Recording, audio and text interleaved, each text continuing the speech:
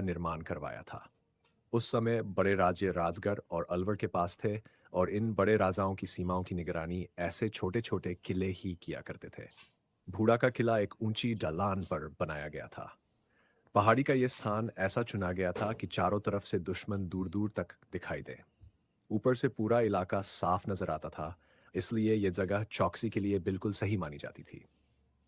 किले की दीवारें मोटी और मजबूत बनाई गई थीं। इसमें बड़े-बड़े पत्थर, चूना गारा और पुराने समय की देशी घोड़े गाड़े वाली तकनीक का इस्तेमाल हुआ था, जिससे दीवारें कई सालों तक टिक सकें। किले के अंदर भी कई छोटे-छोटे हिस्से बने हुए थे। बीच में चौक आंगन, पहरा देने की कोठरी, अनाज रखने की जगह, पानी का एक छोटा हौद और सैनिकों के रहने के लिए बैरकोन जैसी संरचनाएं। किले का मुख्य दरवाजा मोटी लकड़ी से बना होता था, जिसमें लोहे की कीलें जड़ी रहती थीं। रात को यह दरवाजा भीतर से बंद कर दिया जाता था ताकि सुरक्षा बनी रहे। उस समय हर इलाके में ऐसे छोटे किले होते थे, और भूड़ा का किला भी इन्हीं में से एक महत्वपूर्ण गढ़ माना जाता था।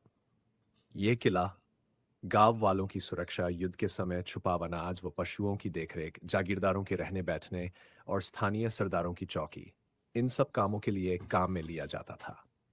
समय बदला, बड़े राजाओं की शक्ति कम हुई, अंग्रेजों का शासन आया और जागीरदारी धीरे धीरे खत्म होने लगी। इन परिवर्तनों के साथ छोटे किले बेकार होने लगे और गांवों से लोग शहरों की ओर बढ़ गए। किले की देखभाल रुक गई, और फिर किले की छतें टूटने लगीं, दीवारें जगह जगह गिर गई, अंदर बबूल और झाड़ियां उग आईं, और किला धीरे धीरे वीरान हो गया। आज बूढ़ा का किला खंडहर रूप में खड़ा है, लेकिन उसकी दीवारों में आज भी पुराना वैभव और उस समय की शान की झलक दिखाई देती है। गांव वालों में आज भी इस किले से जुड़ी दिलचस्प बातें सुनने को मिलती हैं। कुछ लोग कहते हैं, रात में हवा चलती है तो किले की गूंज ऐसे लगती है जैसे कोई पहरा दे रहा हो। और किसी किसी बुजुर्ग की जुबान पर यह भी सुनने को मिलता है कि युद्ध के समय यहाँ 80 साटीक सिपाही रहा करते थे।